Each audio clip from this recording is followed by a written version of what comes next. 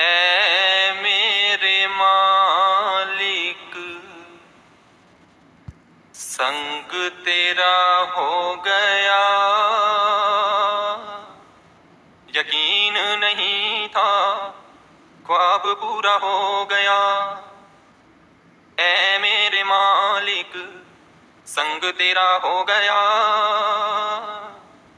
यकीन नहीं था ख्वाब पूरा हो गया। ऐ मेरे अल्लाह तू बिछड़े मिला देता है,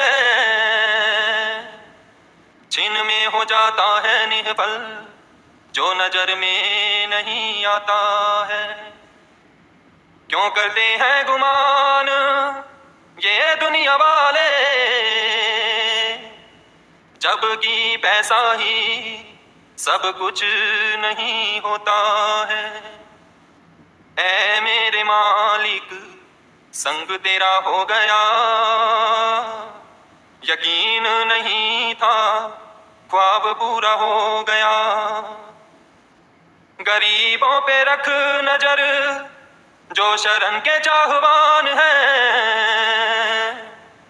दे दे अमीरों को धन जो धन के चाहवान है। अमीरी गरीबी क्या तेरा ही साया है, किया पूरा करम अमीर ने नहीं उंगली उठाया है। ऐ मेरे मालिक, संग तेरा हो गया, यकीन नहीं था ख्वाब पूरा हो गया। जुर्म लगा गरीब पे सजा उसने पाया है,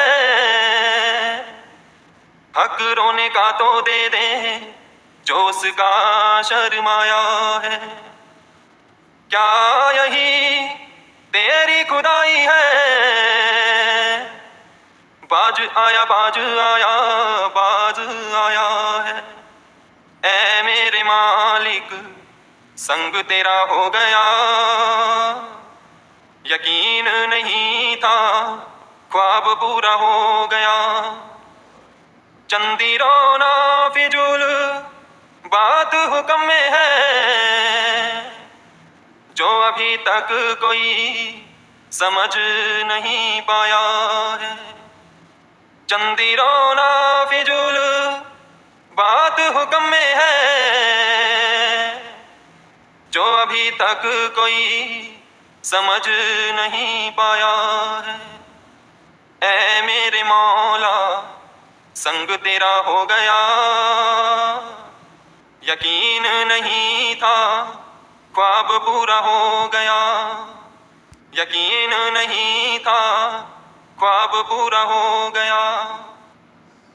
स्वामी जी।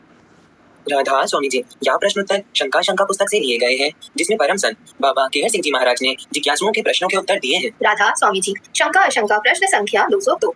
बाबा जी, जिसको हमने कभी ना देखा हो उससे प्यार नहीं हो सकता, फिर परमात्मा से कैसे प्यार हो सकता है? क्योंकि ग्रंथों में बताया गया है कि परमात्मा का कोई वजूद नहीं है। इस प्रश्न के जवाब में बाबा जी महाराज फरमाते हैं, बेटा, यह बात ग्रंथों में आ चुकी है और हम इस बात की जानकारी हासिल कर चुके हैं कि परमात्मा का कोई वजूद नहीं है, लेकिन इस बात को भी समझ चुके हैं कि वह एक शक्ति है। जिन्होंने उसकी प्राप्ति की है, उन्हें मिलने से ही उसकी जानकारी हासिल हो सकती है। इसलिए हमें उनसे मिलना पड़ेगा जिन्होंने परमात्मा को पा लिया है। हमें उनसे प्यार करना पड़ेगा। उन महात्माओं से मिलने से ही हमें इस बात की सोझी आ सकती है। गुरु के बगैर हम परमात्मा के बारे में जानकारी हासिल नहीं कर सकते। संत महात्मा समझाते हैं कि इस 5 तत्व के शरीर द्वारा हम परमात्मा को नहीं देख सकते। भजन के समय गुरु का रूप अंदर में स्वरूप बनता है, उसकी जानकारी होगी। वह 17 तत्वों का है। 17 तत्वों का स्वरूप हमें शब्द स्वरूपी गुरु से मिलाएगा। वही परमात्मा का रूप है। उसे अपने आप ऐसा प्यार होगा जिसके टूटने का सवाल ही पैदा नहीं होता। प्रश्न संख्या 203। बाबा जी, मैं आपसे नामदान लेना चाहता हूँ। मुझे आपकी तस्वीरें बहुत अच्छी लगती हैं। क्या तस्वीरों का ध्यान करना ठीक है? इस प्रश्न के जवाब में बाबा जी महाराज फरमाते हैं, बेटा, बाहर की फोटो हमें इतना लाभ नहीं दे सकती। भजन के समय अंदर जो गुरु का स्वरूप आता है वही काम देगा। वह ही हमें कुल मालिक से मिलाता है। हाँ, इतना अवश्य कह सकते हैं कि यदि हम गुरु का स्वरूप भूल गए हैं तो बाहर की फोटो हमें अंदर गुरु का स्वरूप लाने में मदद कर सकती है, पर उससे बंधने की कोशिश मत कीजिए। प्रश्न संख्या 205 बाबा जी, क्या घर में गुरु की बहुत सी तस्वीरें रखी जा सकती हैं? इस प्रश्न के जवाब में बाबा जी महाराज फरमाते हैं, बेटा, हर इंसान की अपनी अपनी रुचि होती है। वह अलग अलग स्वरूप में अपने गुरु की फोटो देखने में रुचि रखता है। कोशिश यह करनी चाहिए कि नाम वाले दिन के मिलते जुलते स्वरूप की फोटो घर में हो। उससे भजन में मदद मिलती है। जिस दिन नाम लिया उस दिन यदि गुरु की दाढ़ी काली थी तो हमें सफेद दाढ़ी वाले स्वरूप में नहीं उलझना चाहिए।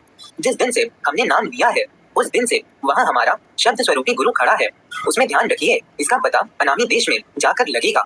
प्रश्न संख्या 206 बाबा जी, काल गुरु का रूप धारण करके भी अंदर में आ जाता है। अगर आ जाता है तो गुरु की पहचान कैसे की जा सकती है? इस प्रश्न के जवाब में बाबा जी महाराज फरमाते हैं, हाँ बेटा, काल गुरु का रूप धारण कर अंदर आता है। वह अंदर भी बहुत अड़चने डालता है। मौत के समय भी वह गुरु का रूप धारण कर आ जाता है। इस बारे में काल गुरु का रूप लेकर अंदर प्रकट हो जाता है। वह जीव को कहता है कि मैं ही तुम्हारा गुरु हूँ और तुम्हें लेने के लिए आया हूँ। इसी कारण किसी महात्मा ने कहा है, गुरु का निरख आंख और माथा, उसकी पहचान भी गुरु हमें बताता है। काल की आंखें सुनहरी होती हैं और उसका रंग लाल होता है। काल का माथा छोटा होता है और गुरु का माथा चौड़ा। जितना आपने देखा है उतना ही होता है। काल का माथा आम इंसान के माथे से बहुत छोटा होता है। काल आंखें नहीं झपकाता, गुरु आंखें झपकाता है। काल की आंखें सुनहरी होती हैं। काल डराता धमकाता है, यहाँ तक कि वह थप्पड़ भी मार देता है, पर डरने की बात नहीं है। उसी वक्त गुरु प्रकट हो जाता है तथा जीव को मंजिल पर पहुंचा देता है। प्रश्न संख्या 211 बाबा जी, मैं नाम लेकर गलत कामों में पड़ गया था। मैंने नाम लेते समय जो वादे किए थे वे सारे भुला दिए। अब मुझे एहसास हुआ है कि यह सब गलत है। क्या अब मुझे दोबारा नाम लेना होगा? इस प्रश्न के जवाब में बाबा जी महाराज फरमाते हैं, बेटा, जो आप कर चुके हैं वह हो चुका है। अब आप इस बात को समझ चुके हैं कि नाम लेने के बाद आपने गलत किया है। यह बहुत बुरा हुआ है। हो सकता है कि यह काल का प्रभाव था। काल एक बहुत बड़ी शक्ति है। उसने आपके ऊपर धन और माया की लाठी मारी। काल जीवों को परमात्मा और भजन सिमरन की ओर लगने नहीं देता। गुरु के नाम की शक्ति ने काल को अब आगे बढ़ने से रोक दिया है। वर्तमान आपके वश में है। अब काल के दायरे से बचने की कोशिश कीजिए और अपना ध्यान गुरु के चरणों में रखिए। बेटा, आपने एक दफा नाम ले लिया है, दोबारा लेने की आवश्यकता नहीं। काल आपके मन को गुरु की ओर से फिसलने के लिए मजबूर कर सकता है। किसी दूसरे महात्मा से नाम लेने का आपको कोई लाभ नहीं होगा। पूरे गुरु की छाप एक बार मस्तक पर लग जाए तो वह कभी भी नहीं मिटती। उस पर कोई दूसरी छाप नहीं लग सकती और वही अंत समय में मदद करेगी। यदि आपका विश्वास गुरु से टूट रहा है तो समझिए कि काल आपको अपने दायरे में खींच रहा है। प्रश्न संख्या 209 बाबा जी, जरूरत से ज्यादा सहन शक्ति क्या नुकसानदायक होती है? इस प्रश्न के जवाब में बाबा जी महाराज फरमाते हैं, बेटा, सबसे पहले मैं यह स्पष्ट कर दूं कि डरपोक या बुजदिल होने के कारण सहनशील बनना सच्ची सहनशीलता नहीं है। गुरु से नाम लेकर अपने आप में संतुष्ट होना, मालिक के भाने में रहना एक अच्छी बात है। मन में गुस्सा रखकर इंसानियत के दायरे से हटकर यदि हम कोई काम करते हैं तो बाद में हमें पछताना पड़ेगा। राधा स्वामी जी। राधा स्वामी जी। आज का हमारा विषय है प्रेम और प्यार और क्रोध और लोभ। जिसके साथ हमारा प्यार होता है, शुद्ध पवित्र प्यार, उसकी हर एक बात अच्छी लगती है। हर बात पर प्यार ही उमड़ता है। गुस्से और क्रोध का तो कोई सवाल ही नहीं उठता। प्यार में इंसान को सामने वाले की हर बात अच्छी लगती है और कभी कभार अगर गलती हो भी जाए तो प्यारी सी नाराजगी तो हो सकती है, परंतु क्रोध नहीं। और नाराजगी भी कुछ ही समय में दूर हो जाती है। अव्वल तो जहाँ प्यार में गहराई है, सच्चाई है, वहाँ एक दूसरे की भावनाओं और इच्छाओं पर इतना ध्यान रहता है कि सामने वाले को बुरा लगे ऐसा कोई काम होगा ही नहीं। और अगर भूले बिसरे हो भी जाता है तो दूसरा उसको नजरअंदाज कर देता है। प्यार में उस ओर ध्यान ही नहीं जाता। ऐसे में गुस्से और क्रोध का कोई अस्तित्व ही नहीं होता। प्रतिदिन हम अनेक परिस्थितियां पाते हैं जिनमें क्रोध भड़क सकता है। कभी कभी हम क्रोधित होते हैं जब हमें कोई चोट पहुंचाता है या हमें नाराज करता है। ऐसे भी उदाहरण देखने को मिलते हैं जिनमें दूसरों को चोट पहुंचते हुए देखकर हमें क्रोध आ जाता है। हमें सामाजिक अन्याय के मामले भी मिल सकते हैं जिनमें समाज में व्यक्तियों का एक समूह अन्याय सह रहा होता है। इन सभी मामलों में हमें लग सकता है कि कुछ गलत हो रहा है।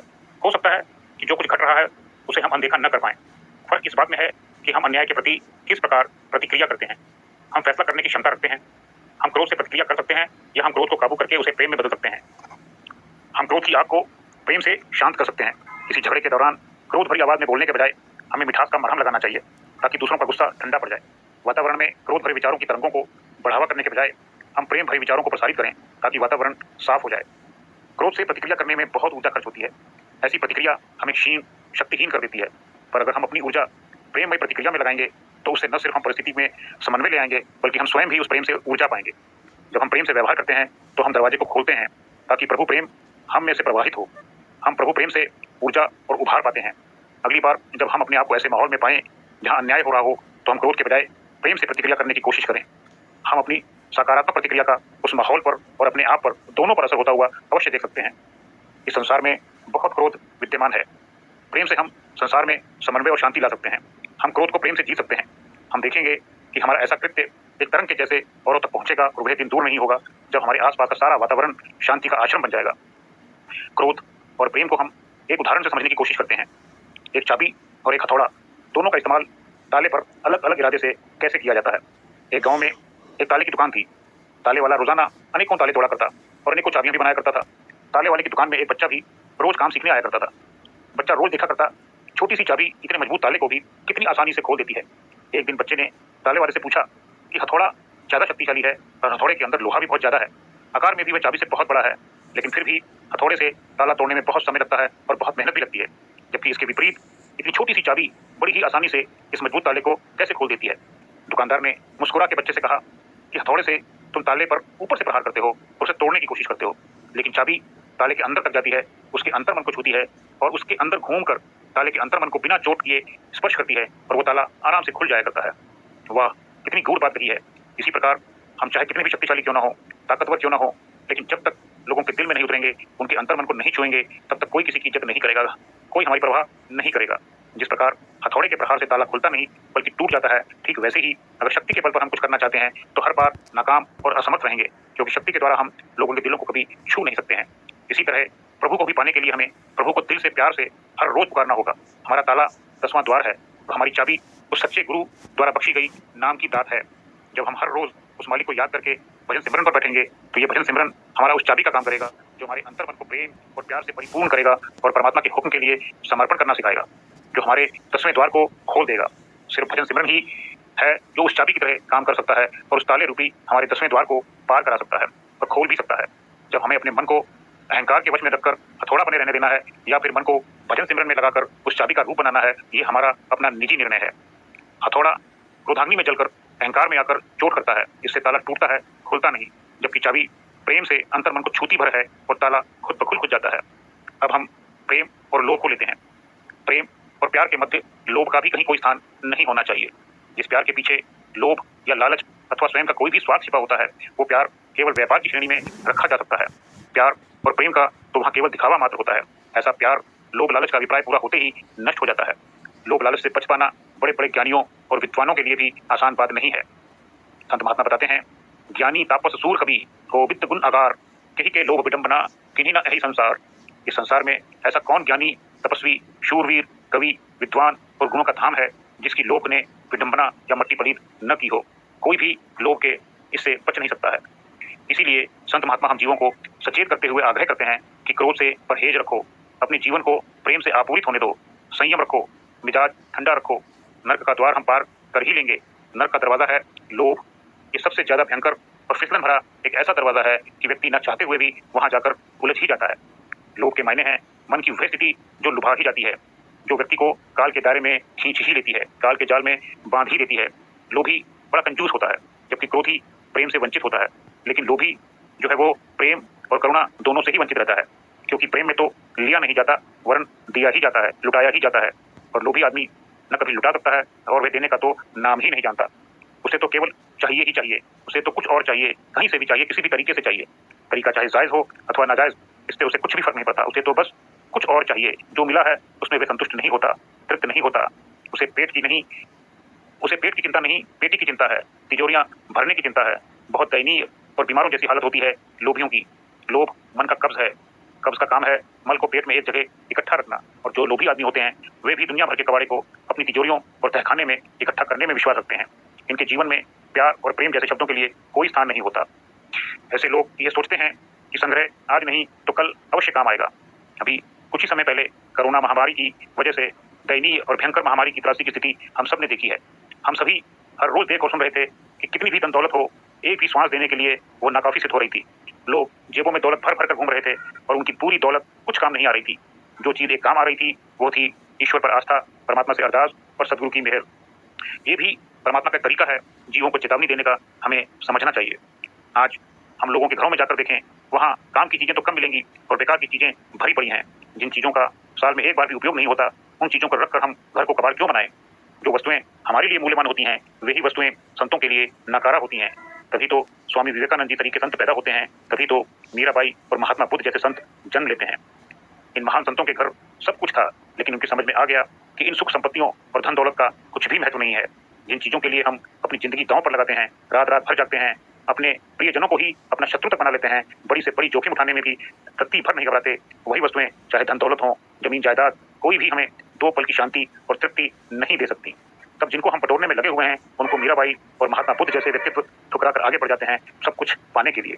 लोभ सभी पापों का सरताज है। लोभ कब बढ़ता है? संत महात्मा बताते हैं, जिमित पुरति लोभ लाभ लोभ अधिकाई। जैसे जैसे लाभ बढ़ता है, वैसे वैसे लोभ भी बढ़ता जाता है, और जैसे जैसे लोभ बढ़ता है, वैसे वैसे पाप भी बढ़ता जाता है। लोभ से ही पाप का जन्म होता है।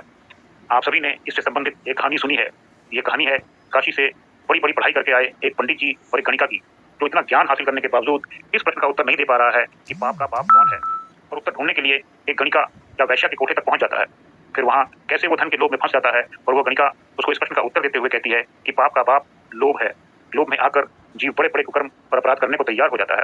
ये कथा हम सभी ने कई बार बाबा जी महाराज के मुखारबिंद से, उनके सत्संगों के माध्यम से सुनी हुई है।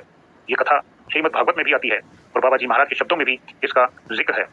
हम सभी ने इस कहानी को एक कान से सुनकर दूसरे कान से निकाल नहीं देना है, बल्कि इस बात पर पूरी तरह अपनी तवज्जो बनाए रखनी है और किसी भी तरह के लोभ लालच में आकर अपने आपसी प्रेम और प्यार को दांव पर नहीं लगाना है, ताकि हम सभी पर हमारे सद्गुरु महाराज जी की कृपा और मेहर हमेशा बनी रहे, क्योंकि वो हम सबकी आंतरिक मनोदशा भी जानते हैं और हमारे छल कपट और लोभ की प्रवृत्ति को भी भली भांति जानते हैं। हमें सावधान रहने की आवश्यकता है। प्यार और लोभ का कोई मेल नहीं है। श्री कृष्ण जी महाराज प्यार में विदुर की पत्नी रहे, वहीं दूसरी ओर सुदामा के स्नेह और प्यार से बंधे हुए उसके पांव अपने हाथों से धोए और अपने अंग वस्त्र से उनके पांवों को पोंछा। ये प्यार की ताकत है। लोभ और अहंकार का यहाँ कोई अस्तित्व नहीं है। प्यार के वशीकरण में ये सब कुछ बहुत ही सहज सा लगता है, कोई छोटा बड़ा नहीं रह जाता। भगवान भी प्यार के सामने झुकने को विवश होते हैं, बशर्ते प्यार की वजह किसी किस्म का लोभ या लालच अथवा छल कपट न हो। अगर प्यार निश्चल है, बिना किसी स्वार्थ के है, तो सद्गुरु की अपार कृपा अवश्य हम प्राप्त कर सकते हैं। राधा स्वामी। गुरु रूप प्यारी साध संगत जी, राधा स्वामी। आज का हमारा विषय है सुख की तलाश। एक आदमी के पास बहुत सारा धन था, इतना कि अब और धन पाने से कुछ सार नहीं था और कुछ पाने की उसकी इच्छा नहीं थी। जितना धन था उसका भी उपयोग वह नहीं कर पा रहा था। बुढ़ापा पास आने लगा था, मौत करीब आने लगी थी। ना बेटे थे ना बेटियां थी, कोई पीछे नहीं था और जीवन धन बटोरने में बीत गया था। वह अनेक महात्माओं के पास गया कि मुझे ज्ञान का सूत्र दो, मुझे आनंद का सूत्र दो, मुझे सुख का सूत्र दो। सबके द्वार खटखटाए पर खाली हाथ लौटा। फिर किसी ने कहा कि एक साधु महात्मा को हम जानते हैं, शायद वही आपकी मदद कर सकें। उनके ढंग अनूठे जरूर हैं, इसलिए चौंकना मत। उनके रास्ते उनके अपने निजी हैं, उनकी समझाने की विधियां भी थोड़ी बेढब होती हैं, परंतु आप जरूर वहां से कुछ ना कुछ पाकर आओ। उस धनी व्यक्ति ने एक बड़ी झोली अपने हीरे जवाहरातों से भर ली और उन साधु महात्मा के पास चला गया। वह साधु महात्मा एक झाड़ के नीचे बैठे थे। उस आदमी ने वह झोली उनके सामने पटक दी और कहा कि इतने हीरे जवाहरात मेरे पास हैं, मगर सुख संतोष का एक कण भी मेरे पास नहीं है। मैं कैसे सुखी हूँ? मेरे जीवन से आनंद खत्म हो चुका है, सुख शांति खत्म हो चुकी है, मुझे यह सब चाहिए। साधु महात्मा ने ना आप देखा ना ताप देखा, उठाई झोली और भागे। अब वह आदमी तो एक क्षण समझ ही नहीं पाया कि यह क्या हो रहा है। महात्मा गण ऐसा नहीं करते। एक क्षण तो वह ठिठका रहा, अवाक, हतप्रद। फिर उसे होश आया कि उस साधु ने तो उसे लूट लिया है, मारे गए, सारी जिंदगी भर की कमाई ले भागा है। हम सुख की तलाश में आए थे और दुखी हो गए। यह सब सोचा और भागा, चिल्लाया कि लुट गया बचाओ, वह चोर है, वह बेईमान है, भागा जा रहा है। पूरे गांव में साधु महाराज ने चक्कर लगवाया। साधु महाराज तो गांव को अच्छे से जानते पहचानते थे, हर गली कूंचे से उनकी पहचान थी। कभी इधर से निकले उधर से निकले, अब भीड़ भी पीछे हो ली। भीड़ तो साधु को महात्मा को जानती थी कि जरूर होगा कोई नया तरीका। पूरा गांव तो साधु महात्मा से अच्छे से परिचित था, उनके ढंगों और तरीकों से भी परिचित था। धीरे धीरे आश्वस्त हो गया था कि साधु महात्मा जो भी करते हैं वे चाहे कितना ही बेबूझ मालूम पड़े, भीतर उसके कुछ राज होता है। लेकिन वह आदमी तो नया था, उसे तो कुछ पता नहीं था। वह पसीना पसीना, कभी भागा भी नहीं था इतना जिंदगी में। थका मांदा साधु महात्मा उसे भगाते हुए, दौड़ाते हुए, पसीने से लथपथ करते हुए वापस अपने झाड़ के पास लौट आए, जहां उस धनी व्यक्ति का घोड़ा खड़ा था। लाकर उन साधु महात्मा ने थैली वहीं पटक दी और स्वयं झाड़ के पीछे छिपकर खड़े हो गए। वह आदमी लौटा, झोला वहीं पड़ा था, घोड़ा भी वहीं खड़ा था। उसने वह पोटली उठाकर छाती से लगा ली और कहा कि हे परमात्मा, तेरा धन्यवाद, आज मुझ जैसा प्रसन्न व्यक्ति इस दुनिया में और कोई नहीं है। साधु महात्मा वृक्ष के उस तरफ से झांक रहे थे और पूछा, क्या कुछ सुख मिला? यही राज है। यही झोली जब तुम्हारे पास थी तब तुम्हें इसके सुख का अंदाजा नहीं था। इसीलिए तुम सुख की तलाश में इधर उधर फिर रहे थे और सुख का कोई पता नहीं था। यही झोली अब वापस तुम्हारे हाथ में है, लेकिन बीच में फासला हो गया। थोड़ी देर को झोली तुम्हारे हाथ में नहीं थी, थोड़ी देर के लिए तुम झोली से वंचित हो गए थे। अब तुम कह रहे हो आनंद आ गया। शर्म नहीं आती तुम्हें यह कहते हुए कि हे प्रभु तेरा धन्यवाद, आज मैं पहली बार आनंदित हो गया हूँ। साधु महात्मा ने फरमाया, अरे पागल आदमी, ये झोली जिसमें तुम्हें सुख दिखने लगा था, प्रभु ने तो पहले से ही तुमको दी हुई थी, पर तुम्हें उसका मूल्य नहीं था। खोने पर अकल आ गई। बैठो घोड़े पर और भाग जाओ, नहीं तो मैं झोली फिर छीन लूंगा। रास्ते पर लगो, रास्ता तुम्हें मैंने बता दिया है। अब संत महात्मा समझाते हैं कि लोग ऐसे ही हैं। लोग ही नहीं, सारा अस्तित्व ही ऐसा है। हम जिसे गवाते हैं बाद में उसका मूल्य पता चलता है। जब तक गवाते नहीं तब तक मूल्य पता नहीं चलता। जो हमें मिला है उसकी हमें कौड़ी की भी कीमत नहीं है, और जो खो जाता है उसके लिए हम दिन रात रोते रहते हैं। जो हम खो चुके हैं उसका अभाव हमें हमेशा खलता रहता है। अब साथ संगत जी, इस कहानी से हमें क्या शिक्षा मिलती है कि सच्चा सुख हम सबके पास है, हम सबके भीतर है। हर जीव के भीतर परमात्मा ने जन्म से ही सारे सच्चे सुखों का भंडार रखा हुआ है। हम बाहर तलाश करते हैं, वह सुख हमें बाहर मिलता नहीं, इसलिए दुखी होते हैं। साथ संगत जी, मिले भी कैसे? सुख बाहर वो तो मिले, देखा जाए तो दुख का कोई अस्तित्व ही नहीं है। जहाँ सुख हमें दिखाई नहीं देता या हमें सुख महसूस नहीं होता, उसे हम दुख का नाम दे देते हैं। जैसे अंधेरा कुछ भी नहीं है, जहाँ प्रकाश नहीं है हम उसे अंधकार कह देते हैं। हमारी नकारात्मक सोच, उलट सोच ही नेगेटिविटी को जन्म देती है। जैसे कोई परमात्मा में विश्वास करने वाला जीव हो, परमात्मा की होंद को मानता हो, अगर उसके साथ सब कुछ अच्छा बीत जाए जो उसकी नज़र में अच्छा है, तो उसका परमात्मा पर विश्वास और भी पक्का हो जाता है। और अगर उसके अनुसार उसके जीवन में कुछ गलत घटित हो जाए, तो मन में कहीं ना कहीं परमात्मा के अस्तित्व पर सवाल खड़े हो जाते हैं। अब असल में क्या है कि परमात्मा तो हर जगह विद्यमान है, वह ना घटता है ना बढ़ता है। केवल एक जीव के सोचने या ना सोचने से उस परम पिता परमात्मा की हस्ती पर कोई असर नहीं होने वाला। वह सर्वव्यापक है। हमारी अपनी सोच ही परमात्मा को, हमारे सतगुरु को दूर या पास होने का आभास करवाती है। अगर मन मान जाए तो हमारा सतगुरु शब्द स्वरूप में हमारे इतने पास है जितना हम स्वयं के पास भी नहीं है। जितना हम अपने बारे में नहीं जानते वह हमारा गुरु जानता है। वह तो जीव का अगला पिछला सब जानता है, पर जताता नहीं, क्योंकि हमारा गुरु पूर्ण समर्थ होते हुए भी स्वयं रजा में रहता है, हुक्म में रहता है, और हम जीवों को भी भाना मानने की ताकीद करता है, क्योंकि सच्चा सुख उसका हुक्म मानने में ही है। जब जीवात्मा यह समझ जाएगी कि जो कुछ भी हो रहा है या होगा सब उसकी मर्जी से, उसके हुक्म अनुसार हो रहा है, इसमें जीव आत्मा की कोई भागीदारी नहीं है, तो बस हमें तो हाथ जोड़कर शुक्राना करते हुए, उसके हुक्म में रहते हुए, अपने गुरु के बताए नक्शे कदम पर चलते हुए कर्म करने हैं। तो जीव को न सुख की अनुभूति होगी और न दुख की अनुभूति होगी। जीव आत्मा की दृष्टि समभाव की हो जाएगी। बाबा जी तो हमेशा मृग की कस्तूरी का उदाहरण दिया करते थे कि कस्तूरी मृग की नाभि में ही होती है, लेकिन हिरन उसको बाहर तलाश करता है, वह उसे मिलता नहीं और इसलिए दुखी होकर इधर उधर भटकता रहता है। ऐसे ही सुख हम सबके पास है, हम बाहरले पदार्थों में खोजते हैं, और वह सच्चा सुख तो परमात्मा के नाम में है, इसलिए हमें मिलता नहीं। संत रविदास जी फरमाते हैं, रविदास हमारो राम तो सकल रहो भरपूर, रोम रोम में ही राम रहो, राम मसूक न दूर। फरमाते हैं कि समस्त विश्व राम में अर्थात परमात्मा के नाम से भरा हुआ है। रोम रोम में परमात्मा व्याप्त है। परमात्मा रूपी प्रियतम अपनी जीव आत्मा रूपी प्रेमिका से दूर नहीं है। हजूर महाराज बाबा केहर सिंह जी अक्सर अपने सत्संगों में रविदास महाराज की ये पंक्तियां फरमाया करते थे, मुकर माही पर छाई ज्यों, पुहुक मदे ज्यों बास, तैसो ही श्री हरि बसे हृदय मधे रविदास। मुकर मैंने शीशा और पुहुक मैंने फूल। जैसे शीशे में प्रतिबिंब रहता है, परछाई रहती है, और फूल में सुगंध रहती है, खुशबू रहती है, वैसे ही जीव के भीतर परमात्मा निवास करता है। इसलिए संत महात्मा फरमाते हैं कि अगर हम बाहरले कर्मकांडों द्वारा परमात्मा की खोज बाहर करेंगे तो खाली हाथ रह जाएंगे, और काल कब झपट्टा मार देगा पता ही नहीं चलेगा। जिस सच्चे सुख की तलाश के लिए यह मनुष्य चोला मिला था, वह गलत रास्ते पर चलने की वजह से व्यर्थ चला जाएगा। जैसे हिरन कस्तूरी की तलाश में इधर उधर भटकता रहता है, उसे शिकारी कब पकड़ लेता है हिरन समझ ही नहीं पाता। बाबा जी महाराज समझाते हैं कि जिस परमात्मा को लोग अगम, अपार, अगोचर कहते हैं, वह पूर्ण गुरु के प्रदान किए हुए अभ्यास की विधि के द्वारा साक्षात देखा जा सकता है। जीते जी ही हम उस सच्चे सुख से मिल सकते हैं। बस देर है नेत्रों के पीछे लगे वज्र कपाट खोलने की। बस फिर वह अंदर बाहर ऊपर नीचे सब तरफ बस उसका नूर ही नूर नजर आएगा, उसी का जहूर नजर आएगा। कबीर साहब फरमाते हैं, रे मन जाहू जहां तो ही भावे, अब ना कोई तेरे अंकुश लगावे। फरमाते हैं कि एक बार अंतर में आत्मिक आनंद का रस प्राप्त हो जाता है तो मन स्वयं ही बाहर संसारिक पदार्थों के पीछे भागना छोड़ देता है। उस समय मन पर अंकुश लगाने की, लगाम लगाने की जरूरत नहीं रहती, वह मित्र बन जाता है। अगली पंक्ति में फरमाते हैं, जहां जहां जाई तहां तहां रामा, हरि पद चिन्ही कियो विश्रामा। कि फिर तो जहां जहां मन जाता है प्रभु की सत्ता के अलावा कुछ नजर नहीं आता, हर तरफ प्रभु का ज़हूर नजर आता है। अगली पंक्ति में फरमाते हैं, तन रंजित तब देखियत दोई, प्रगट्यो ज्ञान जहां तहां सोई। कि जब तक मन शरीर में रमा हुआ था तब तक वह संसार और संसारिक चीजों में उलझा हुआ था। उसे यह संसार और संसार की वस्तुओं में ही सुख ढूंढने की आदत पड़ गई थी। लेकिन अगली पंक्ति में कहते हैं कि लीन निरंतर बपू बिसराया, कहे कबीर सुख सागर पाया, कि जब आंतरिक ज्ञान प्रकट हो गया तो सब जगह सिर्फ वह परमात्मा ही परमात्मा रह गया, बाकी सब खत्म हो गया। साध संगत जी, जिस साथी पर हमने विचार किया और उसे लेकर आगे बढ़े, वहां तो वह पोटली रूपी सुख उस धनी व्यक्ति को मिल गया, क्योंकि उस पोटली को उसने खोकर दोबारा हासिल कर लिया था। लेकिन एक बार यह मनुष्य रूपी पोटली हमने खो दी, फिर दोबारा पता नहीं मिलेगी या नहीं मिलेगी, और मिलेगी तो कितने अरबों खरबों के सालों के बाद मिलेगी।